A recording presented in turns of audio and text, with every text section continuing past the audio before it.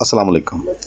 अच्छा ऐसा है कि इसका जो एक नंबर पॉइंट है वो है लाइन का यानी फेज़ का, ठीक है? तो जैसे कि सामने पिक्चर में नज़र आ रहा है, ये फ्यूज़ के ज़रिए और फिर स्विच के ज़रिए इसमें एक नंबर पे लाइन दी जा रही, फेज़ दिया जा रहा है, जबकि 2 नंबर न्यूट्रल का है। और इसी तरह फिर आगे नेक्स्ट राइट साइड पे आता है 21। ये बेसिकली जब प्रोग्रामर लॉग आउट हो जाता है तो इसको रिमोटली रीसेट करने के लिए ये पुश स्विच लगाया जाता है जो कि 1 और 21 के दरमियान लगता है। ये नॉर्मली ओपन पुश स्विच होता है, जब उसको प्रेस करेंगे तो ये फिर कनेक्ट हो जाएगा और ये उसको रीसेट कर देगा। जब छोड़ेंगे ये वापस आ जाएगा नॉर्मली ओपन हालत में। और इसी तरह नेक्स्ट पॉइंट आता है इसका राइट साइड पे, वो है 3। ये बेसिकली अलार्म की लाइट है, यानी इसे लाइट लगा लें, सायरन लगा लें, जो भी। और इसी तरह नेक्स्ट आता है 13 और 12 को लूप डालना है आपस में। लूप डालकर वो बन जाएगा एयर प्रेशर स्विच का नॉर्मली क्लोज पॉइंट। और फिर उससे आगे आता है 14। 14 है एयर प्रेशर स्विच का नॉर्मली ओपन पॉइंट। और नेक्स्ट आता है 4 बन जाता है जी एयर प्रेशर स्विच का कॉमन पॉइंट। और फिर इसी तरह 4 और 5 के दरमियान ये बेसिकली लिमिट की सीरीज़ है। इसमें आप कह लें कि टेम्परेचर कंट्रोलर भी लगा सकते हैं, प्रेशर स्विच भी लगा सकते हैं, कुछ गैस की सेफ्टीज़, एयर की सेफ्टीज़, या कुछ भी आप लगा सकते हैं। जब तक वो हर चीज़ ओके नहीं होगी ये प्रोग्राम प्रॉपरली रन नहीं करेगा। तो नेक्स्ट आ जाता है जी राइट साइड के ऊपर 6 नंबर। इसे प्री पर्जिंग के लिए कहते हैं, ब्लोर की है बेसिकली ये। और इसी तरह सेकंड ऑप्शन आती है 7 नंबर पर, ये पोस्ट पर्ज के लिए। प्री पर्ज भी इसमें होता है, पोस्ट पर्ज भी होता है। ये नॉर्मली बड़े बॉयलर्स वगैरह, बड़ी हीटिंग ओवंस के लिए होता है, जहाँ पोस्ट पर्ज भी रिक्वायर्ड होता है, जबकि नॉर्मली जो चलता है वो 6 नंबर ही चलता है। नेक्स्ट आ जाता है जी 15 नंबर। ये इग्निशन नाम का है, लेकिन ये जो ही प्रोग्राम स्टार्ट लेगा साथ ही इग्निशन करना शुरू कर देगा। ये नॉर्मली फर्नेस ऑयल वगैरह के लिए, क्रूड ऑयल वगैरह के लिए होता है, तो जो कि हमारे यहाँ अब यूज़ नहीं होता। तो नेक्स्ट इससे आगे आता है 16 नंबर। ये भी इग्निशन ट्रांसफार्मर का है।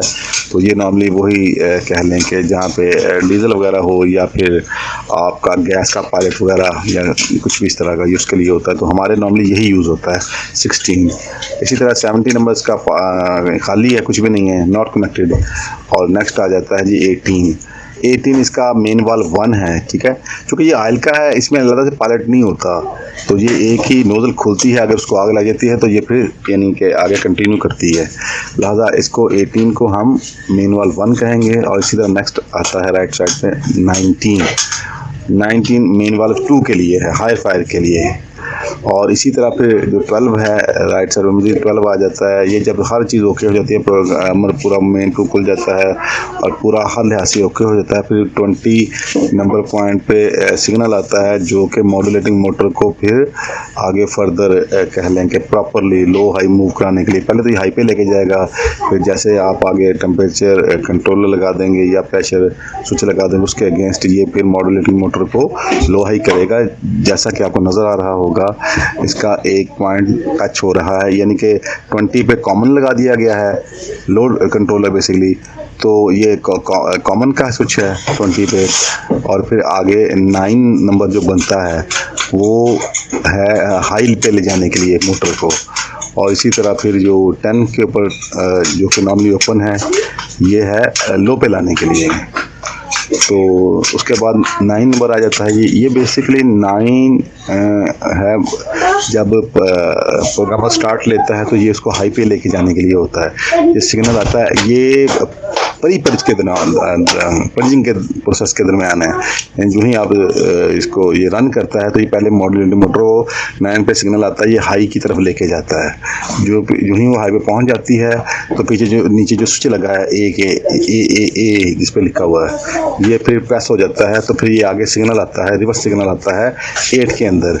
तो फिर ये वहाँ पे हर प्रोग्रामर की अपनी टाइमिंग होती है, किसी की 30 सेकंड, किसी की 40, 45 या कुछ भी, इस तरह 60 या इससे आगे भी।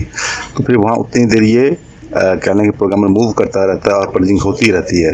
तो उसके बाद फिर ये 10 नंबर के ऊपर अच्छा, उससे पहले 11 पे ऊपर ना फुली क्लोज होता है, उसके बाद ये 9 पे आता है। अच्छा, जब हो चुका होता है उसके बाद फिर 10 का सिग्नल आता है, वो फिर इसको लो की तरफ लेके आता है। जो 11 है वो फुली क्लोज के लिए होता है नॉर्मली, जबकि जो कह लें कि 10 नंबर है ये हमारा लो फायर के लिए कोई भी स्टेज 10% 20% कुछ भी जो हमें सूट करती है इनिशियल फायर के लिए, लो फायर के लिए, ये वहाँ पे लाके खड़ा करेगा। और फिर जो ही ये खड़ा हो जाएगा तो फिर ये एम लिखा है जिस स्विच के ऊपर, ये फिर टच होगा और 8 नंबर पे रिवर्स सिग्नल जाएगा फीडबैक के तौर पर, और फिर वो आगे फर्दर मूव करवाएगा और फिर आगे कह लें कि निशान होगा और फिर पायलट और मेन वगैरह जो भी प्रोसेस। तो उसके बाद जो ही आग लग जाती है तो उसको फिर ये आगे 8 नंबर जो मैं बता चुका हूँ, ये बेसिकली फीडबैक के लिए, सेंसिंग के लिए है कि आगे स्टेटस क्या चल रहा है। तो अच्छा, इसमें ना अगर आप मॉड्यूलेटिंग मोटर ना यूज़ करना चाहें उसको बाईपास करने के लिए, फिर आप 8 और 6 नंबर का लूप डाल सकते हैं, जिससे ये सारा प्रोसीजर कह लें कि 9, 10, 11, इवन 20 ये सारा बाईपास हो जाएगा। तो ये सादा कंट्रोलर बन जाएगा। तो बाहर क्या उसके आगे फिर ये जी 22 और 24 है। 24 पे प्लस है जी, 22 के ऊपर माइनस है RAR, जो कि एक फोटो सेल होता है, ये मिनी वोल्टेज प्रोड्यूस करता है। तो और अगर हम इसको 22 और 23 पे लगाते हैं तो QRB होगा सीरीज, जो कि 1 भी होती है और 4 भी, सब सिर्फ इसके आगे मॉडल्स आते हैं। इसमें पोलैरिटी नहीं होती, ये आप जैसे मर्जी लगा लें। तो फ्लेम सेंसिंग के लिए ये होगा जी, जो ही ये फ्लेम सेंस करेगा तो फिर जो कंट्रोलर है वो फर्दर मूव करेगा और जो भी उसकी सेफ्टीज़ हैं उनको वो मद्देनज़र रखते हुए आगे बढ़ेगा, आपको एक सेटिस्फैक्ट्री रिजल्ट देगा। तो आई थिंक बेसिक यही था। अगर मज़ीद कोई सवाल हो तो पूछ लेना। जज़ाकल्लाह।